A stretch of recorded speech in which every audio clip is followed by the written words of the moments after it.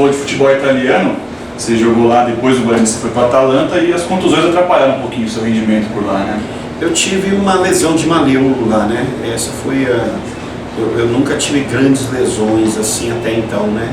Tinha tido uma lesão de menisco no início da carreira, né, que eu recuperei muito rápido, mas essa foi a pior, né? Uma entrada de um zagueiro, eu acabei fraturando o maleu e fiquei 5 meses parado. Lá também foi da coluna ou não?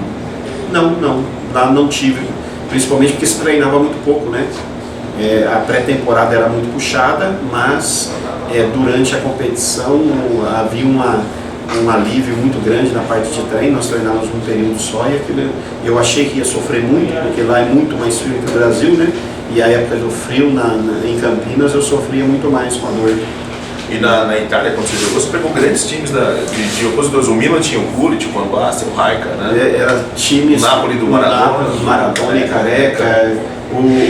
A Inter tinha os alemães, né? O Matal jogava lá. O Matal jogava, então tinha sido campeão um ano antes. Depois o Milan veio com aquela hegemonia, né, de Van Basten, Gullit, Rijkaard, Baresi, Paulo Maldini. Então a gente enfrentava esses times, sem contar que tinha o Napoli de Careca e Maradona. E no meio disso teve a Sampdoria também, que fez uma boa campanha, acabou sendo campeão com o Cerezo, né?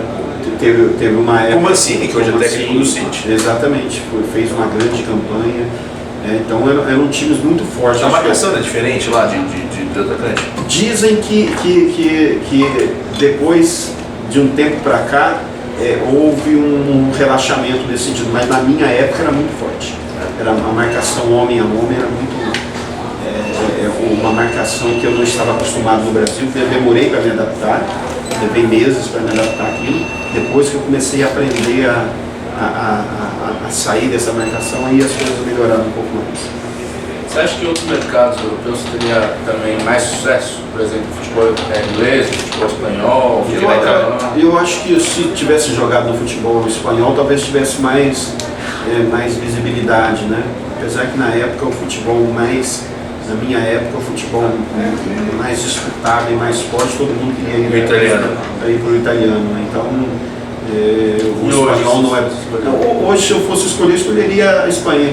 Jogaria onde? Real, Barça? Não, eu acho que eu não sei se eu teria futebol para um dos dois, mas eu gostaria de ter jogado no futebol espanhol, sim. Você teve uma proposta, contou pra gente, que é do Atlético de Madrid. Exato, eu tive. Foi vir o Luiz Pereira ou não? Não foi não. Foi um empresário aqui que me procurou na época. Eu nem abri negociação muito, nem dei muita ênfase a isso, porque eu tinha acabado de renovar meu contrato com o Palmeiras. Eu não entendia que poderia estar falando disso. Esse último aspecto sobre a Itália que eu queria citar, porque muitos jogadores brasileiros saem do Brasil com uma carga de imposto de 27%. E chegam na Europa, a carga é muito maior no salário, que é 40%, por exemplo. Na Inglaterra, hoje eu sei que é 40%, na Espanha também. Engana muito o jogador na hora que o cara chega, você tem um salário aqui de 1 milhão, mas na hora que ele vai colher, o líquido é menor até que no Brasil, por exemplo, nos dias de hoje, que é uma crise. Não, porque quando sai daqui já sai praticamente definido que vai receber aquilo livre, né? Então todos... Eles cumprem? Arrisca, o italiano arrisca. É algo assim até chato, né? Porque você chega, você sabe o que você vai, até mesmo nas premiações, né? Então ele já vinha descontado até mesmo nas premiações. Para você ter uma ideia, eu joguei 3 anos na Itália e o prêmio para bicho, foi chamado de bicho, é chamado de prêmio por partida, sempre foi o mesmo.